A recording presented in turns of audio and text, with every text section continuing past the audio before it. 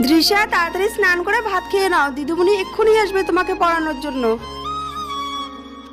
স্নান পরে করবো, আগে আসল কাজটা করে আসি। সন্ধে হয়ে যাচ্ছে, দিদিমণি এখনো আসছে না। আজকে আসবে কি আসবে না, একটা ফোন করে দেখি তো কি হয়েছে। হ্যালো দিদিমণি, এত দেরি হলো, এখনো আসছেন না আপনি? দৃশ্যা আমাকে বললো আপনি নাকি খুব অসুস্থ, হাসপাতালে ভর্তি আছেন, তাই আমাকে কালকে যেতে বললো।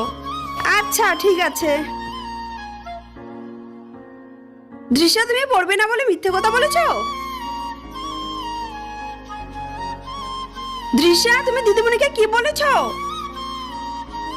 হ্যালো দিদিমণি, আজকে আসতে হবে না, আমার মায়ের শরীর খারাপ, হাসপাতালে ভর্তি আছে। তাহলে আমি কালকে যাব। ঠিক আছে, কালকে আসবেন। সরি মা। তোমাকে নিয়ে যে আমি কি করি দেখ, ভালো লাগে না আমার।